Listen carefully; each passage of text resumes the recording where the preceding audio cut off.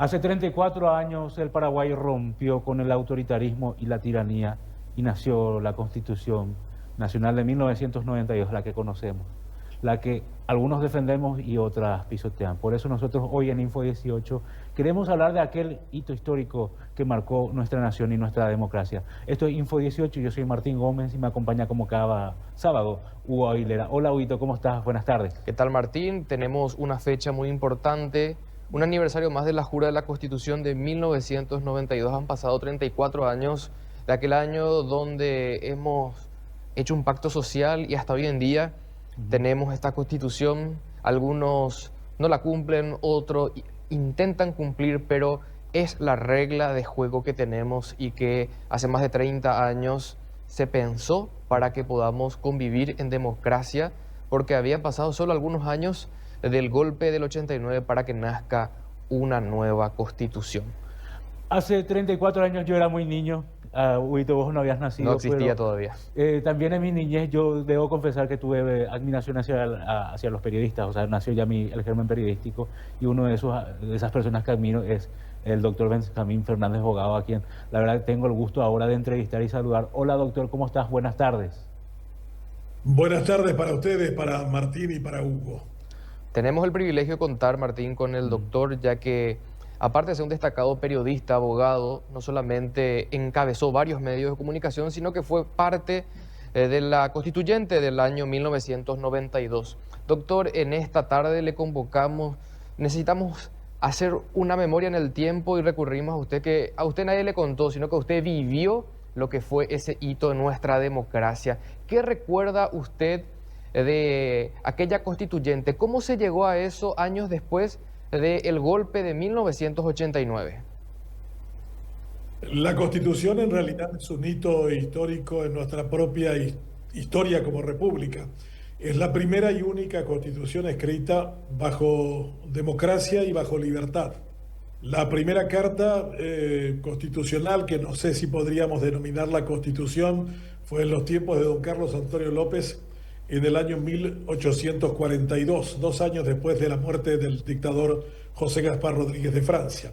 La segunda Constitución se escribió en medio de un cementerio de almas paraguayas muertas durante la Guerra Grande. El Paraguay era un gran osario y las fuerzas de ocupación son las que redactaron la Constitución de 1870. La tercera Constitución se redacta durante la dictadura del general José Félix Estigarribia, posteriormente mariscal.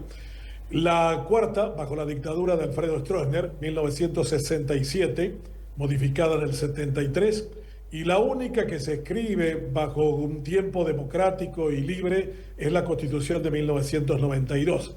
De la única de la que podemos decir somos todos responsables los paraguayos, porque no nos impusieron desde un régimen de ocupación ni desde la vocación de un tirano que en ese momento ejercía su prolongación en forma constitucional.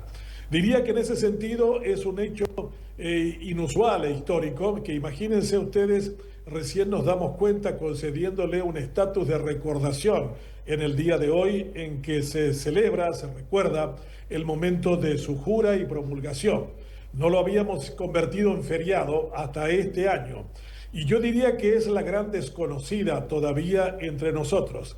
Si nosotros paráramos a un estudiante de Derecho e incluso a un abogado y le preguntáramos cuántos artículos tiene nuestra Constitución, no podría responderla. No podría responder solo porque no lo sabe, porque no ha leído, porque no tiene una pedagogía constitucional, que es lo que habíamos puesto, deberíamos haber promovido desde el año 92. Eso está incluido en la parte de disposiciones transitorias y en donde también se hace un énfasis de la labor pedagógica que tendría que hacerse sobre la Constitución. Ustedes decían al inicio que ustedes la defienden, y yo diría que el problema grande de nuestra Constitución no es entre defensores y críticos, sino fundamentalmente entre quienes la conocen y la desconocen. Y hay una expresión muy clara que dice: nadie puede amar aquello que no conoce. Y yo creo que en ese sentido, al no conocerse la Constitución, no se la puede amar. La segunda pregunta que suelo hacer a mis alumnos cuando me toca hablar sobre la Constitución: ¿cuál es el carácter que ella tiene? cuál es el carácter distintivo, diferente, que incluso es analizado en varios textos internacionales que destacan nuestra Constitución más que la destacamos nosotros los paraguayos. Y es el carácter pactista. Es una Constitución que se redactó para establecer un pacto entre los paraguayos, para que las decisiones que tomemos en nuestra república se hagan parte de un debate, de un diálogo, de una búsqueda de consenso que llevara a la resolución de los temas que son puestos en entredicho.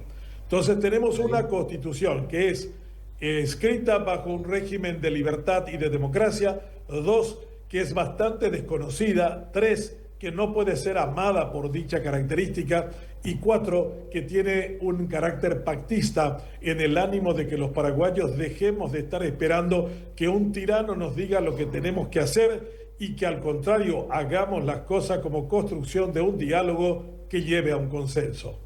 Doctor, antes de asumir vos como convencional, vos tenías ya claro qué querías para la Constitución. ¿Cómo ustedes, los convencionales, vivieron los meses previos a esto? Porque ustedes vivieron la dictadura, doctor. Bueno, yo tenía una formación jurídica, me había recibido de abogado en el año 1984 y en el año 1986 gané una beca Fulbright para estudiar en la Universidad de Minnesota. Una materia que aquí era ciencia ficción, no se podía entender estudiar derecho a la información en los Estados Unidos bajo el régimen de Stroessner, que lógicamente también aprovechó la oportunidad para empujarme y sacarme del país. Había estudiado y leído mucho sobre la Constitución norteamericana, la de 1776, y había admirado mucho la obra de Jefferson, que para mí me parece el padre fundador de esa república, que tenía un excelente concepto de lo que significaba la idea de república y tenía una magnífica definición de democracia. Jefferson decía: democracia es un sistema político de oportunidades donde cada persona tendría que tener al menos una oportunidad. Lo que nunca podía haber presumido es que a mi retorno de Estados Unidos, el 17 de noviembre de 1988, fuera detenido en el avión que me trajo a Paraguay y fuera llevado a la prisión del Departamento de Investigaciones bajo los cargos de traición a la patria, porque había hecho críticas al gobierno de Stroessner y había publicado varios de esos artículos en periódicos norteamericanos, en inglés y también en español, y por una cobertura que hice para Radio Cáritas de la visita de Stroessner a Naciones Unidas en julio del año 1988. O sea, me llevó a una reflexión profunda acerca de la necesidad de luchar por la democracia y por la libertad, que como por supuesto todo periodista anhela vivir en ese marco que no existía en el Paraguay. Por el contrario, la actividad periodística era altamente sospechosa y todo aquel que ejercía la libertad de expresión o la libertad de prensa se convertía en alguien sospechoso por parte del régimen autoritario de Alfredo Stroessner. O sea, esa doble combinación, ese hecho de mis estudios en Estados Unidos, que terminó con una maestría en el tema de acceso a la información pública, que después lo colocamos en un artículo constitucional, el artículo 28, y posteriormente en una ley de acceso a la información pública, la 5282 del año 2014. O sea, ese fue, digamos, el germen que instaló en mí la idea de que cuando tuviéramos la oportunidad de construir una democracia entre todos, mi participación fuera posible, ya sea como promotor de una nueva constitución o ya sea como redactor de la misma. Y recuerdo que un político colorado llamado Ángel Roberto Seifert me llamó y me invitó a ser parte de la constituyente. Y yo le dije a Seifert: mira que si fuera vos yo, jamás le ofrecería a un tipo como yo la propuesta de ser convencional. Y me dijo: ¿por qué? Y porque nunca sería disciplinado a los mandatos tuyos ni a los mandatos de nadie.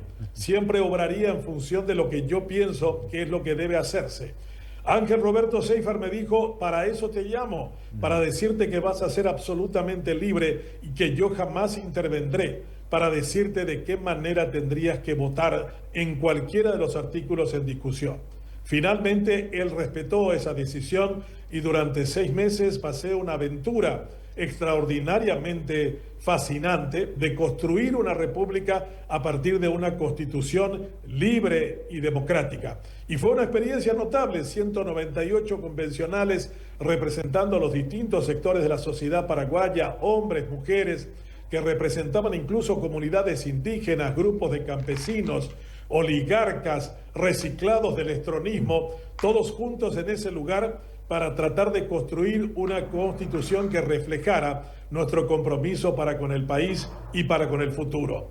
De hecho, podríamos decir que ya es una constitución que ha durado mucho más tiempo de lo que muchos esperaban durase, y también ha tenido solo una enmienda y varios intentos de forzarla, cambiar artículos, especialmente los de la reelección presidencial, que acabaron en un gran escándalo e incluso un baño de sangre como el que aconteció durante el gobierno de Horacio Cartes. Doctor, ¿qué usted recuerda de las sesiones? Ya que estaban de varios sectores, era algo plural, de una diversidad, había mucha gente representando a varios sectores. ¿Cómo convivían entre sí? ¿Qué recuerda usted de esas sesiones durante esos 6 meses de trabajo? La convención se dividió en dos aspectos. Una comisión redactora que hizo la tarea de preparar un borrador y posteriormente el debate que se presentó al Pleno. Imagínense ustedes, 198 paraguayos reunidos todos los días en el recinto del Banco Central, tratando de encontrar un verdadero sentido, incluso de aprendizaje de las propias definiciones que en ese momento se conformaron.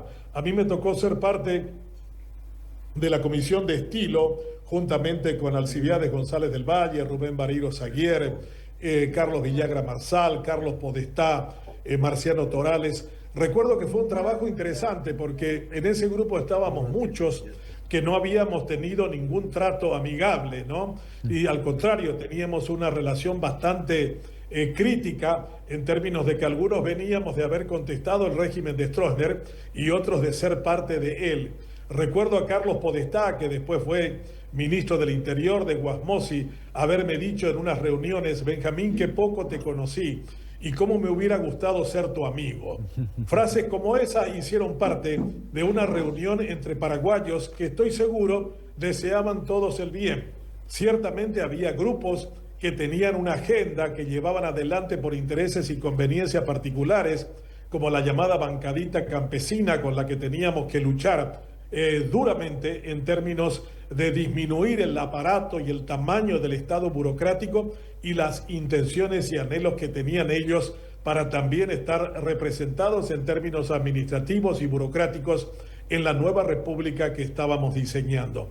Fue una experiencia muy interesante, también muy dura, porque ustedes pueden imaginarse que convivir durante tanto tiempo y enfrentarnos a muchas veces la irracionalidad de propuestas, de que uno tuviera que presentar una propuesta que era pulverizada por el voto de la mayoría, que en muchos de los casos se tomaba simplemente de esa manera porque ellos querían defender sus intereses de carácter sectorial o particular, generaba, ¿por qué no?, situaciones de desencanto, de decepción, de frustración, y posteriormente en otras imponernos con conceptos y con ideas que nos permitieron sacar una constitución bastante moderna, por ejemplo, del tema de las libertades de expresión y de prensa, que creo que es la constitución del mundo más garantista que se tiene. Eso ha sido también fruto de un trabajo y de un compromiso de varios convencionales que creyeron que era importante pasar ese tipo de normas para garantizar la libertad de prensa y de expresión, de la que habíamos padecido su carencia durante mucho tiempo y que incluso nos había llevado al silencio, a la prisión y a la tortura. Doctor, justamente sobre eso, la sombra de la dictadura está ahí, la de la tiranía de Stroessner está ahí cerca. ¿Cuál fue el papel de los derechos humanos para que ustedes puedan armar esta constitución? Fue transversal a prácticamente todos los temas. Yo creo que gran parte de esa constituyente y de esa constitución se basó fundamentalmente en no parecernos al pasado autoritario que todavía sobrevolaba como una gran sombra sobre el mundo político renovado que surgió del golpe de Estado de 1989. La democracia era una niña abandonada que nos dejaron en las puertas de nuestras casas unos militares que incluso también tenían una percepción de que la república construida por civiles no era una cuestión posible. O sea, construir una república de la nada, sin mapa, sin genética, sin historia, y hacerlo desde una constitución, ha sido para mí uno de los logros más trascendentales de esa constitución de 1992. El hecho de que pudiéramos diseñar una república con todas las deficiencias que pudieran haber surgido de cualquier tarea humana es realmente una razón de orgullo que nos moviliza y nos mueve a todos los que hemos sido parte de esa construcción de república como padres fundadores de lo que es la República Paraguaya actual. Ciertamente hay varias cuestiones con las que quedamos muy descontentos. Por ejemplo, yo había propuesto que existiera el balotaje o segunda vuelta. Paraguay es el único país de América del Sur que no tiene eso, lo que lleva a que la elección de un presidente por un solo voto pueda terminar colocando a alguien que puede ser legal desde el punto de vista constitucional y normativo presidente, pero no legítimo. De hecho, en las últimas elecciones Santiago Peña obtuvo casi menos de 1.300.000 votos, pero los votos sumados de Alegre más el voto de Paraguayo Cubas lo superaban más de 200.000 votos. Y esa tendencia viene desde el momento de las elecciones que fueron posteriores a 1992. Creo que uno de nuestros grandes fracasos fue no haber podido tener la mayoría para poder pasar el balotaje o segunda vuelta en la Constitución. Ahora, si queremos hacerlo, deberíamos hacer una reforma constitucional, que es otro de nuestros temas pendientes en esta Constitución. También hay varios otros temas, por ejemplo, haber creído que podíamos construir un poder judicial independiente con un consejo de la magistratura y jurado de enjuiciamiento de magistrados, donde estuvieran representados todos los sectores que anhelaban y anhelan una mejor justicia, y nos hemos equivocado. El resultado ha sido realmente muy decepcionante porque la justicia que tenemos deja mucho que desear. Doctor, ¿cómo se manejaban las presiones? ¿Existía algún tipo de presión considerando de que todavía los militares tenían cierto poder, tenían todavía, como usted dice, los reciclados del estronismo que rápidamente se pusieron la camiseta de la democracia? ¿Cómo se manejaban esas presiones, doctor? ¿Eran algunos años nomás los que transcurrieron desde el 89? Muy pocos años, y ciertamente un ambiente de ese tipo está lleno de eso. Había mucha presión, por supuesto. La sociedad presionaba por varios artículos. Yo recuerdo, era profesor de la Universidad Católica y nos llegó una nota del rectorado diciendo que deberíamos votar en una dirección determinada en la cuestión de la defensa de la vida. Y a mí me pareció un insulto que la universidad nos estuviera diciendo y recordando nuestro carácter confesional por un lado, nuestro estatus de profesor y una velada amenaza que si no votáramos como ella nos decía, podía terminar con nosotros fuera del claustro académico. Finalmente, yo recuerdo en la reunión de profesores de la Universidad Católica que éramos constituyentes, había dicho que repudiaba por completo esa nota y que en ese momento renunciaba a ser profesor de una universidad que me quiere imponer cómo tengo que pensar y cómo tengo que votar. Había, por supuesto, también una interna colorada bastante importante. Un sector respondía a Luis María Argaña, que había sido el canciller de Rodríguez en esa época y ya estaba pensando en ser candidato presidencial de un bloque colorado. Él alentaba mucho a ese sector colorado para que se votara en una dirección determinada y se pasaran algunos artículos, como ese que estableció, por ejemplo, que los parientes de un presidente en funciones no pueden ser para nada candidatos a presidentes al futuro. O sea, eso se pasó exclusivamente para que ninguna de las hijas de Andrés Rodríguez pudiera ni pensar ser candidata a un cargo público. Pasó lo mismo con respecto a los dueños de medios de comunicación. Eso estaba dirigido completamente hacia la figura de Aldo Zucolillo, que también presionaba a través de las páginas de su periódico en la dirección de algunos artículos determinados. En 1992 se estableció que ningún propietario de prensa puede ser candidato a ningún cargo público en el Paraguay. Mucha gente me pregunta por qué yo no soy candidato a un cargo público y le digo porque estoy prohibido por la Constitución. Yo soy licenciatario de una radio que tiene un decreto presidencial y por lo tanto no puedo ser candidato a concejal, a intendente, a diputado, a senador, a vice y a presidente de la República. Eso nos demuestra que también había intereses sectarios y había artículos que se redactaron exclusivamente con nombre y apellido. Doctor, siempre la verdad que es un placer escucharte, pero tenemos que ir cerrando. Yo quiero pedir una reflexión final. ¿Qué hacemos con esta Constitución? ¿La mantenemos o cuál es el futuro de esta Constitución?